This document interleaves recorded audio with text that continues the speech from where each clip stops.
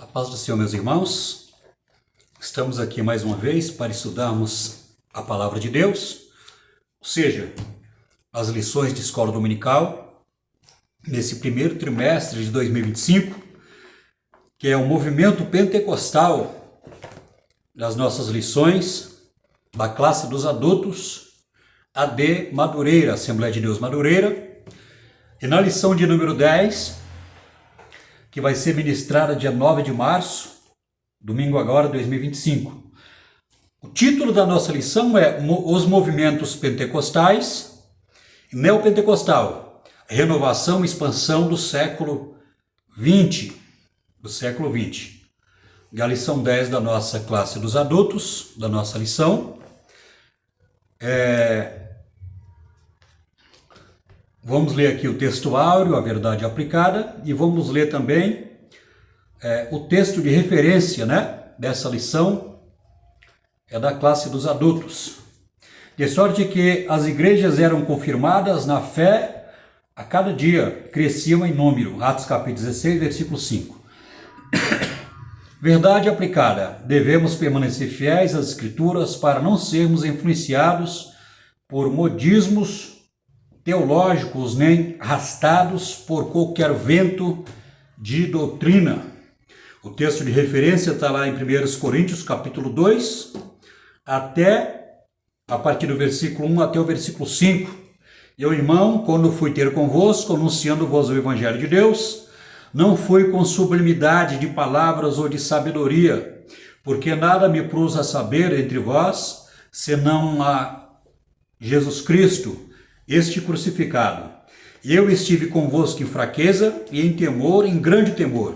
A minha palavra e a minha pregação não consistiram em palavras persuasivas de sabedoria humana, mas em demonstração do Espírito de poder, para que a vossa fé não se apoiasse na sabedoria dos homens, mas no poder de Deus. Aqui nós temos aqui 3 tópicos. O primeiro tópico é os alicerces do movimento pentecostal. Segundo, as marcas do pentecostalismo clássico. Terceiro, o neopentecostalismo brasileiro. Neopentecostalismo brasileiro. Esse aqui é o esboço da nossa lição, a lição de número 10, da classe dos adultos. Glória a Deus por isso. Estamos mais uma vez aqui, o meu nome é Florival. Também sou professor de escola dominical e seja bem-vindo ao canal Professor de Escola Dominical. Quero dizer aos irmãos também que nós vamos fazer um resumo aqui do esboço da lição, porque se nós formos aqui realmente comentar tudo que nós vamos ler, o vídeo vai ficar muito longo, Então não tem essa necessidade de falarmos tudo que está na revista. A mim mais importante aqui, principalmente para você que é professor, nós vamos falar algumas coisas aqui que pode enriquecer, a sua aula no dia de domingo, enriquecer e se aprofundar em alguns comentários que nós vamos fazer aqui dessa lição e também para o nosso crescimento espiritual. Você que é inscrito no canal, que Deus abençoe a sua vida. Você que não é inscrito, se inscreve no nosso canal, para que você possa ser notificado pelo YouTube quando nós gravarmos os vídeos de escola dominical. Toda semana tem vídeo gravado, Toda semana nós gravamos os vídeos. Teve 2 lições que não deu para gravar, não deu para a gente gravar. A lição 8 e 7 não foi possível a gente gravar, mas sempre que é possível nós estamos aqui estudando a palavra de Deus. É importante dizer que de todos os vídeos que nós gravamos, de 100%, de todos os vídeos, de todas as pessoas que assistem os nossos vídeos, só 15% dessas pessoas que vê os vídeos são inscritas no canal. Então nós vamos ver que tem muitas pessoas, muitos irmãos que vê os nossos vídeos, e não se inscrevem no canal. 80% das pessoas que veem as nossas aulas elas não se inscrevem no canal. Então eu peço para você, não custa nada você clicar o dedo aí, você que é crente, você que serve a Deus, você que quer aprender da palavra de Deus, é importante você se inscrever para nos ajudar a crescer no YouTube, para que nós possamos estar aí estudando também a palavra de Deus. Dito isto, então vamos lá para o comentário. Os alicerces do movimento pentecostal. Aqui nesse tópico nós temos três pontos básicos, né? O movimento pentecostal nasceu alicerçado na doutrina dos apóstolos. Segundo, o movimento pentecostal nasceu alicerçado na comunhão. Terceiro, o movimento pentecostal nasceu alicerçado na oração. Então nós vamos ver aqui no primeiro tópico que fala sobre doutrina, sobre a oração e sobre a comunhão. Então vamos lá. Ao narrar o início da igreja, o evangelista Lucas registrou que os primeiros crentes perseveravam na doutrina dos apóstolos e na comunhão. Entre os ensinamentos dos apóstolos podemos ver a preocupação com os falsos mestres, a ênfase na importância dos dons espirituais na edificação da igreja. O texto bíblico enfatiza a participação de cada crente na unidade e no crescimento e no cuidado mútuo do corpo de Cristo. Portanto, o movimento pentecostal clássico se alicerçava nesses fundamentos. Aqui, irmãos, quando a Bíblia fala sobre a doutrina dos apóstolos, eu não sei se você já aprendeu sobre isso, mas fala sobre três verdades fundamentais que é a base do cristianismo. Primeiro, os apóstolos, quando a palavra de Deus fala assim sobre a doutrina dos apóstolos, primeiro, está dizendo o quê? Que os apóstolos, eles deviam provar para as pessoas, principalmente para os judeus, que este Jesus crucificado era o mesmo lá que muitos profetas, né, do Antigo Testamento, que o profeta mais importante, né, no caso seria Isaías, que é chamado do profeta messiânico, o profeta de Cristo, porque foi o que mais profetizou com relação a vários aspectos, né, do ministério de Jesus e até da morte de Jesus na cruz do Calvário. Então nós vamos ver que quando se fala da doutrina dos apóstolos, os apóstolos teriam que provar para os judeus que Jesus era o mesmo lá que foi vaticinado pelos profetas do Antigo Testamento, que foi profetizado lá, ou seja, de um modo literal ou de um modo simbólico, né, nos tipos lá do Antigo Testamento, que Jesus era o mesmo, né, que os profetas tinham falado com relação a ele. Esse é o primeiro ponto básico. O segundo ponto básico era que Jesus ele tinha morrido na cruz do Calvário, né? Eles tinham que pregar que Jesus morreu, ou seja, pelos nossos pecados. Este também é o segundo ponto básico, que sustenta toda a estrutura, né? Todo o fundamento da igreja e do cristianismo. Eles teriam que pregar que Jesus morreu, né, como um sacrifício pelos nossos pecados, morreu em nosso lugar. O terceiro ponto que eles tinham que pregar com relação à doutrina dos apóstolos era que Jesus ele tinha ressuscitado. Primeiro, que Jesus era lá do Antigo Testamento, né, o cumprimento das profecias do Antigo Testamento. Segundo, que Jesus tinha morrido pelos nossos pecados. Ele se fez maldição por nós. Terceiro, que Jesus ele tinha ressuscitado para nos dar a salvação.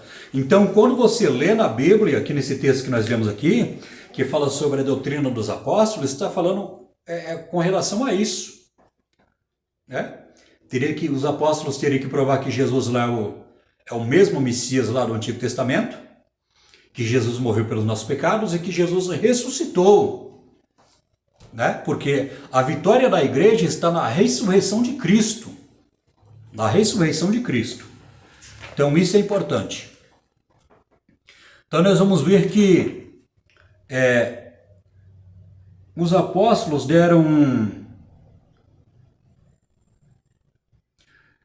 um grande destaque, né, com relação à doutrina, à comunhão e à oração. Então nós vamos ver aqui nesse primeiro ponto que fala com relação à doutrina dos apóstolos. E aqui no segundo ponto nós vamos ver que fala sobre a comunhão. O movimento pentecostal nasceu alicerçado na comunhão. O movimento pentecostal nasceu alicerçado na comunhão entre os irmãos, na qual buscamente ainda hoje, seguindo o modelo do culto, ensinamentos que caracterizavam uma igreja primitiva. Na história da igreja primitiva, vemos fortes traços de uma comunhão verdadeira. Aqui nós vamos ver que no início da igreja primitiva, teria que haver comunhão entre a igreja. Nós vamos ver que as pessoas que não tinham comunhão com Deus, as pessoas que queriam entrar na igreja, mas não obtiveram, né, o novo nascimento, a regeneração através do Espírito Santo, elas não iam conseguir ficar na igreja. As pessoas também que mentiam, né, andavam com mentira, andavam ali sem ter sinceridade com Deus, elas não permaneciam. Nós vamos ver um caso desse aí, no caso de Ananias e Safira, quando nós falamos de pessoas que não tinham comunhão. Ananias e Safira morreram ao pé dos apóstolos porque eles mentiram para o Espírito Santo. Então nós vamos ver que a igreja naquela época, no início da igreja, a igreja era caracterizada pela doutrina dos apóstolos,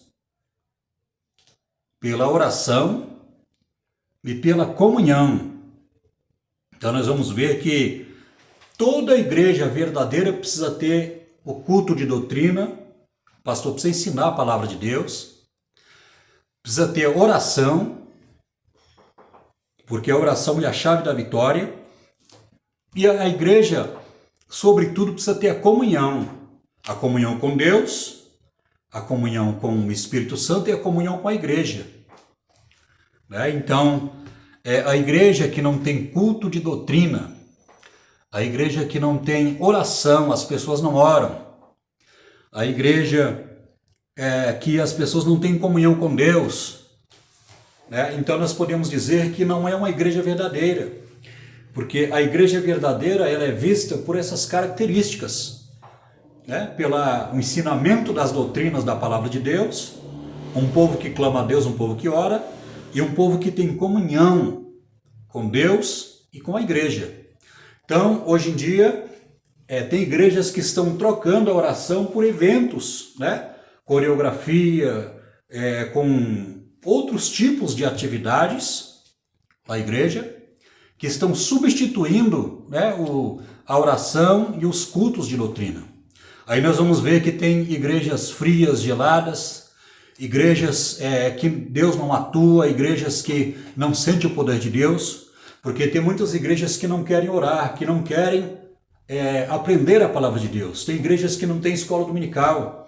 O que vai prevalecer nessa igreja o pecado pode minar a força dessa igreja. Essa igreja pode se tornar uma igreja fria, uma igreja mundana, uma igreja despreparada. Uma igreja despreparada. Então nós vamos ver que quando uma igreja que se diz igreja não tem esses pontos aqui importantes, as doutrinas que são explicadas, por exemplo, a escola dominical, a igreja que as pessoas não gostam de orar, as pessoas que não têm comunhão, são pessoas estranhas na igreja, as pessoas não conhecem umas às outras. Então nós vamos ver que nós podemos dizer que essa aí é um pseudo-igreja. Que a igreja verdadeira tem que ensinar a palavra de Deus, a igreja verdadeira tem que orar, a igreja verdadeira tem que ter escola dominical, tem que ter culto de ensinamento, a igreja verdadeira tem que ter comunhão, a igreja verdadeira tem que ela uma igreja verdadeira, ela é afastada do mundanismo, de coisas do mundo. Então nós vamos ver que a igreja é caracterizada, ou seja, tem essas características, a igreja verdadeira. A igreja verdadeira, ela ensina, ela ora e ela tem comunhão. Vamos aqui para o terceiro ponto. O movimento pentecostal nasceu alicerçado na oração. A Assembleia de Deus surgiu tendo como base os princípios de oração, e o movimento pentecostal iniciado no capítulo 2 de Atos dos Apóstolos. A igreja primitiva nos ensina que a oração é uma das coisas mais importantes na vida da igreja de Jesus Cristo. Então nós vamos ver que a oração é a chave da vitória. A oração é importante. Não podemos descuidar da oração.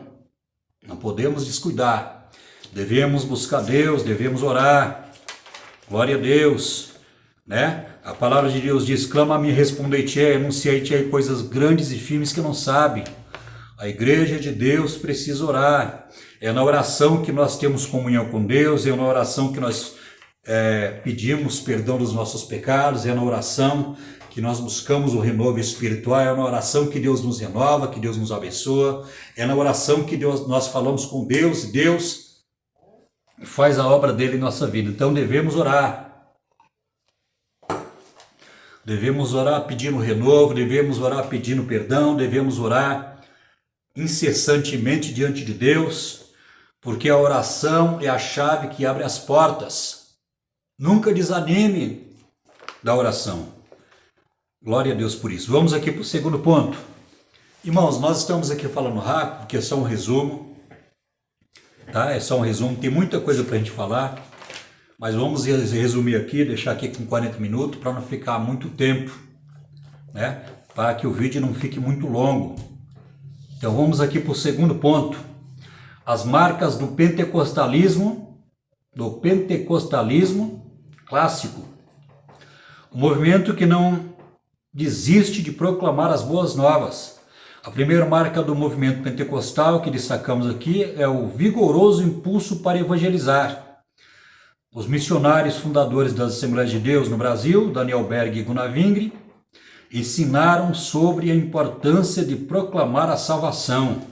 Nós vamos ver que esses homens, esses dois missionários da Suécia, Daniel Berg e Gunnar Wingre, nós estudamos isso, né, no começo, né? No começo da vida dos missionários, que eles tinham um desejo ardente de ganhar almas para o reino de Deus. Lá no século XIX, no início do século XIX, nós aprendemos que Deus deu uma revelação para eles em sonhos sobre o Pará, né, o estado do Pará, Belém do Pará, e eles vieram aqui para o Brasil para ganhar almas para o reino de Deus. Os fundadores da Assembleia de Deus, Ministério do Belém, Madureira, dentre muitas outras Assembleias de Deus, que tem mais de 1000, né? Tem mais de 1000 denominações com esse título. Então nós vamos ver que esses desbravadores, esses missionários, vieram para o Brasil, não sabiam falar português, passaram dificuldade, ficaram enfermos, passaram lutas, perseguições, penúrias, necessidades, pagaram um preço alto, mas muitas almas foram salvas aqui no Brasil através desses missionários. Então nós vamos ver que o movimento pentecostal que não desiste de proclamar as boas novas. Então nós vamos ver que a marca do movimento pentecostal é o vigoroso impulso para evangelizar. Então nós vamos ver aqui uma das marcas do movimento pentecostal que aconteceu lá no século XVI, com Martinho Lutero, né, com outros missionários lá na Suíça, na Alemanha, né, na Itália, na Inglaterra. Nós estudamos sobre esses grandes homens lá que se levantaram, que Deus levantou, né, para proclamar a salvação, para falar da palavra de Deus. Muitos morreram, né, nessa época, no século XV, XVI, XVII, muitos morreram porque houve perseguição religiosa do catolicismo contra esses homens de Deus, E nós vamos ver que a igreja, desde quando ela foi fundada lá, a partir do primeiro século, na morte de Jesus Cristo, quando foi fundada a igreja vem passando perseguição. A igreja aqui no Brasil não tem perseguição, mas tem lá, nos países da Ásia, né? Ou seja, tem muitas religiões lá na Ásia que não aceitam o evangelho, são países comunistas, né? São países da religião do islamismo, do Estado Islâmico, a qual a religião que domina o país. Nós vamos ver que não há uma política, mas é uma religião que domina o país, e eles não aceitam outra religião a não ser o islamismo. Então, por esse motivo, muitos missionários, quando vão pregar o evangelho nesses países lá, que são comunistas, que são dessa religião do islamismo, né, do extremo, a religião da extrema, né, da extrema, do extremismo religioso. Então nós vamos ver que muitas pessoas perdem a vida, mas através desse sacrifício, através de ir pregar o evangelho, a palavra de Deus, muitas pessoas morrem, mas a semente é plantada lá naquele país lá, e ela vai dar fruto. Foi por isso que Jesus veio. Jesus ele veio e morreu na cruz do Calvário, e a morte dele, como uma sementeira, foi semeada, né? E até hoje a Igreja de Cristo continua crescendo. Então, vamos louvar a Deus, porque aqui no país, no Brasil, nós não temos perseguição, e muitas vezes por esse motivo nós ficamos acomodados, não queremos pregar o evangelho, mas o nosso dever é pregar a palavra de Deus, para que Deus possa continuar salvando as almas, né? Nós precisamos evangelizar, precisamos pregar a palavra de Deus e, sobretudo, viver a palavra de Deus. Porque se nós não vivemos a palavra de Deus, se nós damos mau testemunho, as pessoas não vão querer ser salvas, porque não vê a pessoa salva, né, através do seu mau exemplo, através da sua vida. E nós vamos ver que a marca importante do movimento pentecostal era o desejo de ganhar almas para o reino de Deus. O desejo, aquele desejo ardente, aquele amor pelas almas. Então nós vamos ver que essa marca do movimento pentecostal, ela foi e ela é muito importante para o crescimento do reino de Deus. E nós estamos aqui no Brasil, nós somos fruto, né? Nós somos fruto desses missionários que vieram lá de outro país. Eu disse quase agora, passou dificuldade, passou necessidade, fome, perseguição, e nós somos fruto aqui no Brasil, nós somos fruto desse trabalho, desses missionários que se doaram, né? Se doaram a si mesmo em prol da obra de Deus, em prol da salvação das almas aqui no nosso país. E hoje nós somos a maior denominação no Brasil da Assembleia de Deus, por causa desses missionários que atravessaram o mundo para proclamar a salvação. Vamos aqui para o segundo ponto. A constante busca pelo Espírito Santo. No dia de Pentecostes, o Espírito Santo foi derramado sobre a igreja, enchendo e batizando os crentes, tal como anunciou o Senhor. A partir daquele momento, em diferentes lugares e circunstâncias, encontramos o testemunho de indivíduos e comunidades que experimentaram o batismo com o Espírito Santo e com evidências inicial de falar em línguas. Então nós vamos ver que uma das marcas também do movimento pentecostal, ou seja, do pentecostalismo, é a pregação com relação ao batismo com o Espírito Santo. Então isso começou lá em Atos no capítulo 2, que Jesus falou assim: ficai em Jerusalém, até que do alto sejais revestidos de poder, esperai a promessa do meu Pai, e serei minhas testemunhas em Samaria, em Jerusalém, na Judéia e até os confins da terra.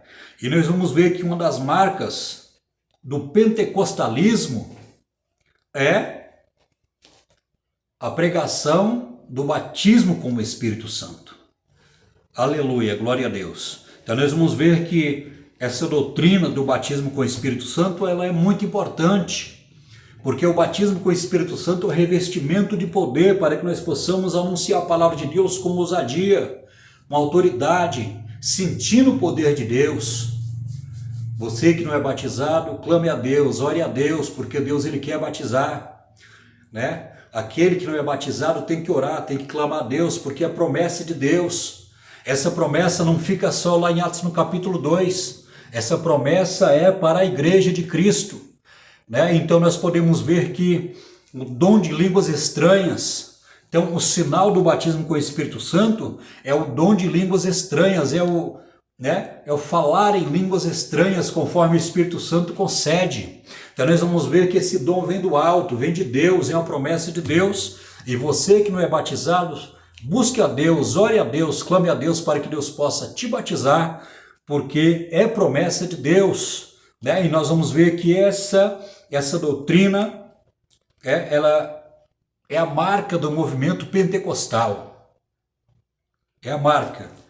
Então nós vamos ver que tanto a igreja primitiva, Paulo, os apóstolos, eles pregavam a respeito disso.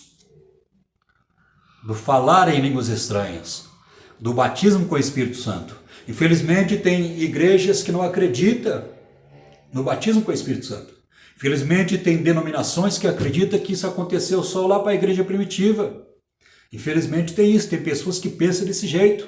Mas não, pela nossa própria experiência e pela palavra de Deus, nós podemos constatar, nós podemos verificar, nós podemos atestar, podemos confirmar que Jesus continua batizando, né, enchendo de poder para a obra missionária, né? Glória a Deus por isso. Nós podemos ver que Paulo, assim, quando Jesus teve encontro com Paulo, e quando Ananias estendeu as mãos sobre a cabeça de Paulo, para que Paulo pudesse ali, né, receber o Espírito Santo, e a palavra de Deus fala assim que Paulo foi batizado nas águas, e depois ele foi cheio do Espírito Santo de Deus. Então podemos dizer claramente, a Bíblia não fala ali, mas nós podemos dizer, dentro do contexto do batismo com o Espírito Santo, que Paulo era batizado, porque o próprio Paulo fala isso. Paulo ele relata que ele falava em línguas estranhas. Então nós vamos ver que o sinal, a evidência que uma pessoa é batizada é porque ela fala em línguas estranhas. Felizmente tem pessoas que falam que é batizada e você congrega com ela 10, 15 anos e você nunca vê aquele obreiro falar em línguas estranhas. Então isso é muito estranho, né?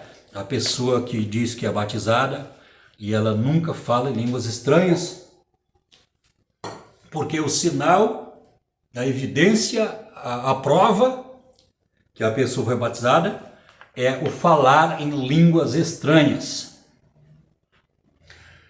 Então vamos aqui para o final, aqui no terceiro ponto. A vertente teológica do pentecostalismo clássico adota um modelo mais confessional, ou um código doutrinário, publicado mensalmente no jornal Semeador. Nas primeiras décadas, a Assembleia de Deus era considerada equivocadamente um movimento sem fundamentação teológica. Contudo, a Assembleia de Deus crê e ensina que todas as experiências espirituais devem passar pelo crivo da Bíblia. Vide a ênfase dada aos cultos de ensino, à escola bíblica dominical desde a sua fundação. Então nós vamos ver que um movimento que não desiste de ensinar a palavra de Deus. Movimento pentecostal, que continua no século 21, que dá continuidade às Assembleias de Deus, não desiste de ensinar as doutrinas da palavra de Deus, ensinar que é importante o batismo, ensinar que é importante línguas estranhas, porque a palavra de Deus fala assim que quem fala em línguas estranhas fala em mistério com Deus e edifica-se a si mesmo. Então nós vamos ver que o movimento pentecostal na Assembleia de Deus, tanto no Ministério Madureira quanto no Ministério Assembleia de Deus Belém, não cessam de ensinar a doutrina da palavra de Deus, ou seja, sobre os dons espirituais, né? A importância dos dons espirituais, a importância do batismo, a importância das línguas estranhas. Então nós vamos ver que com relação, né, à espiritualidade, os dons espirituais, então nós vamos ver que tudo isso está na Bíblia. Tudo isso está na Bíblia. Todo movimento espiritual que surge na igreja é preciso estudar, é preciso tomar cuidado, ter muita cautela, porque o Espírito Santo ele trabalha dentro da sua palavra. O Espírito e a palavra que vai reger a igreja. Nós somos regidos na igreja através do Espírito e da palavra. Então, movimentos aí estranhos, meninices na igreja, né? Comportamentos estranhos, movimentos aí que não têm fundamento bíblico, né? É por isso que é ensinado nos cultos de doutrina nas Assembleias de Deus, porque a igreja, a Assembleia de Deus, ela preza pela doutrina, ela preza pela oração, ela preza pelos fundamentos da palavra de Deus. Isso é importante para o nosso crescimento. Vamos aqui para o terceiro ponto. O neopentecostalismo brasileiro.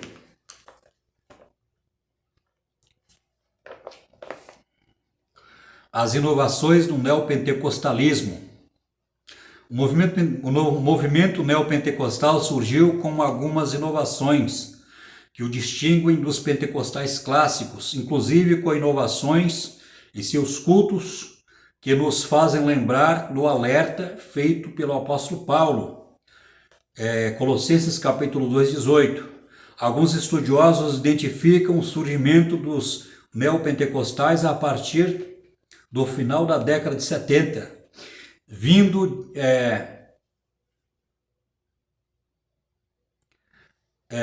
de desistentes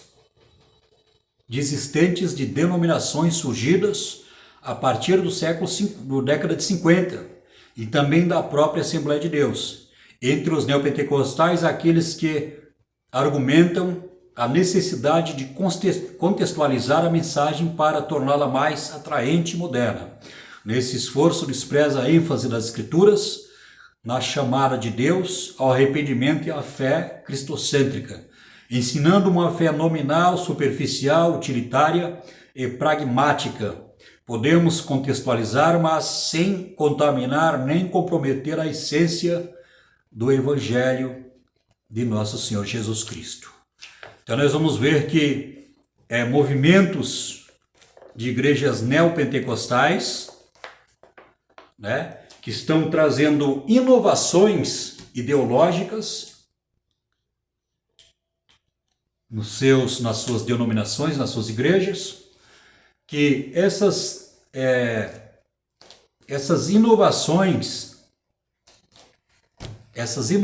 ideológicas não têm fundamento bíblico muitas vezes. Movimentos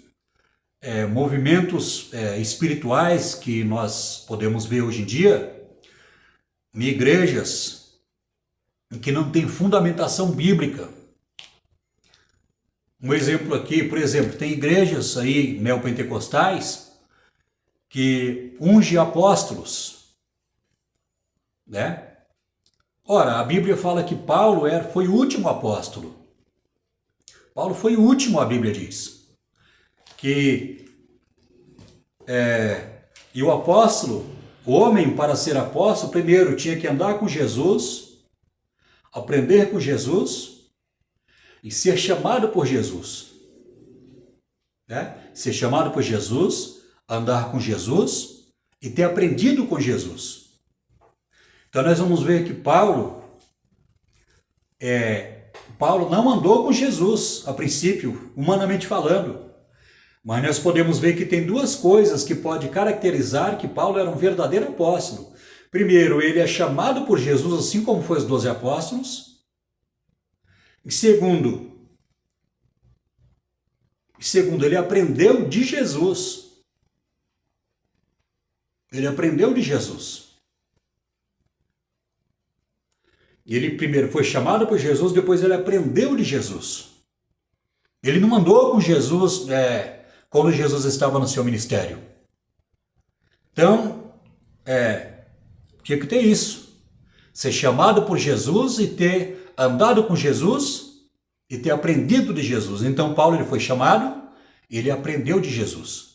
Embora Jesus não andou com Paulo, como os apóstolos andavam com Paulo, com Jesus, mas ele foi chamado e ele aprendeu de Jesus. Então, Paulo ele fala assim, olha, eu sou o último apóstolo e nem sou digno de ser chamado apóstolo. Então, eu estou dando uma explicação aqui, um exemplo, que tem igrejas neopentecostais que adotam alguns comportamentos, algumas coisas que nós podemos ver que não tem fundamentação bíblica. Outro exemplo, claro, de igrejas neopentecostais, né? Ungem pastoras, né? Nas igrejas neopentecostais. A Assembleia de Deus não tem pastora. A Assembleia de Deus é ensinado na palavra de Deus que o ministério é dado aos homens. O ministério pastoral, né? O presbítero, o evangelista, o pastor. Mas isso não quer dizer que a mulher não possa ensinar na escola dominical. Nós temos excelentes professores que ensinam na escola dominical, que prega a palavra de Deus, que ensina. Né? Aqui nós estamos falando sobre dom ministerial, nós estamos falando sobre dons espirituais. Nós temos aí irmãs que não têm chamada ministerial porque não está na Bíblia, mas tem irmãs que têm dons espirituais. Por exemplo, a sabedoria da palavra, o dom da palavra, né? O discernimento. Então veja bem que os dons espirituais é dado à igreja, mas quando se fala sobre dons ministeriais, é dado aos homens. Está na Bíblia. Isso está na Bíblia. Então nós vamos ver que tem igrejas que eles ungem apóstolos. Está errado. Paulo foi o último apóstolo. Segundo, igrejas que ungem pastoras. Então nós vamos ver, estou dando 2 exemplos aqui, mas tem outros movimentos, né? Em igrejas neopentecostais, que ensina isso, dessa maneira. Então isso aí é chamado de inovações do neopentecostalismo. É trazer coisa nova para a igreja. Então nós vamos ver que tem igrejas neopentecostais que estão trazendo coisas novas para a sua igreja. Coisas que não têm fundamentação bíblica. Aí. Né? Que não tem fundamentação doutrinária. Então a igreja de Cristo não precisa disso. A igreja de Cristo não precisa trazer inovação. A igreja de Cristo tem que ter doutrina, né? Tem que ser marcada pelos ensinamentos da palavra de Deus, pela comunhão e pela oração. Então nós vamos ver que a igreja primitiva, ela tinha isso, né? Ela era caracterizada pela doutrina, pela oração e pela comunhão. Vamos aqui para o finalzinho. A pluralidade neopentecostal, a pluralidade na liturgia pentecostal tem sido de alvo de constantes estudos. Essa corrente teológica recorre promessas e discursos mágicos para a solução de problemas diversos, como relacionados à vida financeira e à saúde. Muitos desses cultos chamam atenção pelo excesso cometidos nos púlpitos, os quais tomam o lugar de Cristo na pregação. Na realidade, Cristo não é o mais importante, mas os sinais.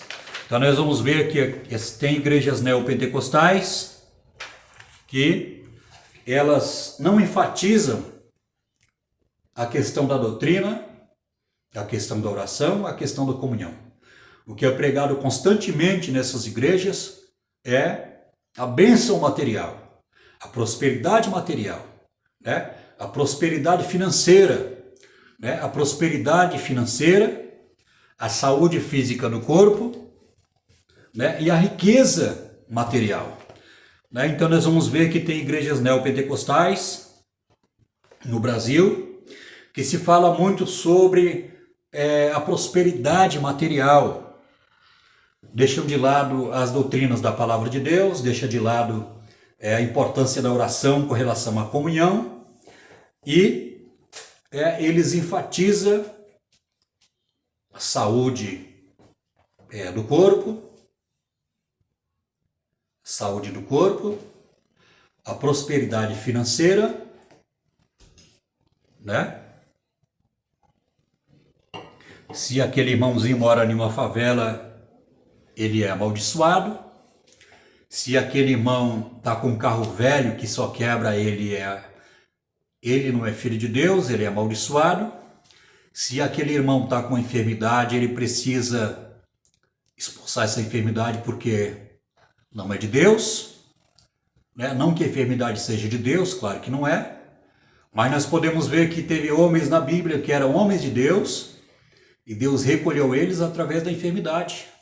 Por exemplo, Eliseu, ele era um homem de Deus, um profeta de Deus, e a Bíblia fala que ele ficou doente e ele faleceu, ele morreu através daquela enfermidade.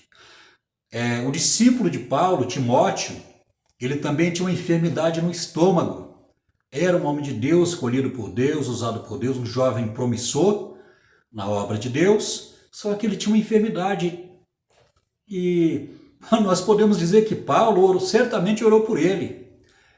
Agora Paulo, irmão, quando orava por uma pessoa doente, e se Jesus não curasse, através da oração de Paulo, irmão, pode esquecer, era provação mesmo.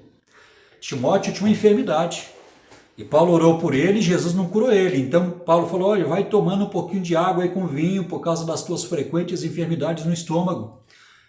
Então nós queremos dizer que Jesus ele cura, né? Mas não podemos dizer que pelo fato da pessoa ter enfermidade, ela está carregando uma maldição, Deus não é na vida dela, esse tipo de coisa que não tem fundamento bíblico, né?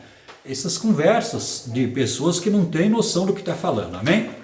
Irmãos, que Deus abençoe, chegamos aqui no final com 42 minutos do resumo aqui dessas aulas. Olha, aqui eu aprendi bastante coisa importante, eu creio que você também aprendeu. Chegamos aqui no finalzinho aqui, que Deus abençoe a sua vida. Eu volto a falar aos irmãos, você que chegou aqui até no final desse vídeo, que Deus abençoe a sua vida. De todos os irmãos que viram os nossos vídeos, só 15% é inscrito em nosso canal, 85% dos irmãos que vê os nossos vídeos de escola dominical não são inscritos. Então, meu querido, inscreva aí no canal, nos ajude aí. Deixa um joinha, faça um comentário, eu leio todos os comentários, tá bom? E que Deus possa abençoar a sua vida, que Deus possa abençoar o seu ministério, o seu pastor, a sua família, a igreja que você congrega. Eu espero você no próximo vídeo, na lição 11. A lição 11, o batismo com o Espírito Santo, o pentecostalismo clássico, a promessa que transforma vidas. Eu espero você no próximo vídeo. Eu vou ficando por aqui. E que Deus abençoe a sua vida, em nome de Jesus. Um abraço do seu irmão presbítero Florival e fique com Deus. Até a próxima, se Deus quiser. Amém.